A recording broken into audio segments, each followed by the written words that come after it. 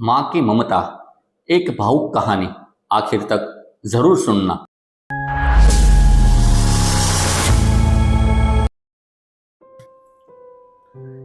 एक छोटे से कस्बे में समीर नाम का एक लड़का रहता था। बचपन में ही पिता की मृत्यु हो जाने के कारण परिवार की आर्थिक स्थिति बड़ी दयनीय थी। समीर की माँ कुछ पढ़ी लिखी जरूर थी, लेकिन उतनी पढ़ाई से नौकरी कहाँ मिलने वाली थी। सो घर घर बर्तन मांजकर और सिलाई बुनाई का काम करके किसी तरह अपने बच्चे को पढ़ा लिखा रही थी। समीर स्वभाव से थोड़ा शर्मीला था और अक्सर चुपचाप बैठा रहता था। एक दिन जब वो स्कूल से लौटा तो उसके हाथ में एक लिफाफा था। उसने माँ को लिफाफा पकड़ाते हुए कहा, माँ, मास्टर साहब ने तुम्हारे लिए ये चिट्ठी भेजी है और देखो इसमें क्या लिखा है। माँ ने मन ही मन चिट्ठी पढ़ी और मुस्कुराकर बोली, बेटा, इसमें लिखा है कि आपका बेटा काफी होशियार है। इस स्कूल के बाकी बच्चों की तुलना में इसका दिमाग बहुत तेज है और हमारे पास इसे पढ़ाने लायक शिक्षक नहीं है, इसलिए कल से आप इसे किसी और स्कूल में भेजें। यह बात सुनकर समीर को स्कूल न जाने सकने का दुख तो हुआ, पर साथ ही उसका मन आत्मविश्वास से भर गया कि वो कुछ खास है और उसकी बुद्धि तीव्र है। माँ ने उसका दाखिला एक अन्य स्कूल में करा दिया। समय बीतने लगा। समीर ने खूब मेहनत से पढ़ाई की। आगे चलकर उसने सिविल सर्विसेज परीक्षा भी पास की और आईएएस ऑफिसर बन गया। समीर की माँ अब बूढ़ी हो चुकी थी और कई दिनों से बीमार भी चल रही थी और एक दिन अचानक उनकी मृत्यु हो गई। समीर के लिए यह बहुत बड़ा आघात था।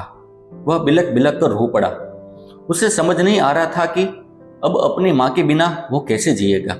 रोते रोते ही उसने माँ की पुरानी अलमारी खोली और हाथ में उनकी माला, चश्मा और अन्य वस्तुएं लेकर चूमने लगा। उस अलमारी में समीर के पुराने खिलौने और बचपन के कपड़े तक संभाल कर रखे हुए थे। समीर एक एक सारी चीजें निकालने लगा और तभी उसकी नजर एक पुरानी चिट्ठी पर पड़ी। दरअसल ये वही चिट्ठी थी जो मास्टर साहब ने उसे 18 साल पहले दी थी। नम आंखों से समीर उसे पढ़ने लगा।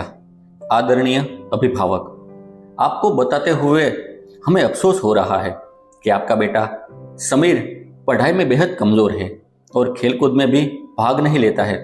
जान पड़ता है कि उम्र के हिसाब से समीर की बुद्धि विकसित नहीं हो पाई है, अतः हम उसे अपने विद्यालय में पढ़ाने में असमर्थ है।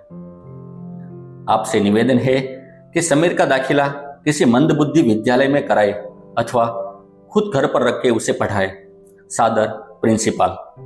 समीर जानता था कि भले अब उसकी माँ इस दुनिया में नहीं रही, पर वो जहां भी रहे उनकी ममता, उनका आशीर्वाद सदा उस पर बना रहेगा।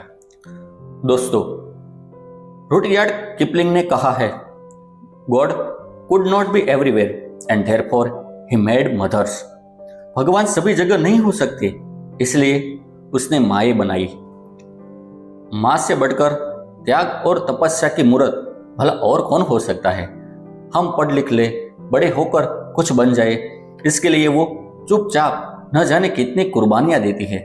अपनी जरूरतें मारकर हमारे शौक पूरा करती है। यहाँ तक कि संतान बुरा व्यवहार करे तो भी माँ उसका भला ही सोचती है। सचमुच माँ जैसा कोई नहीं हो सकता।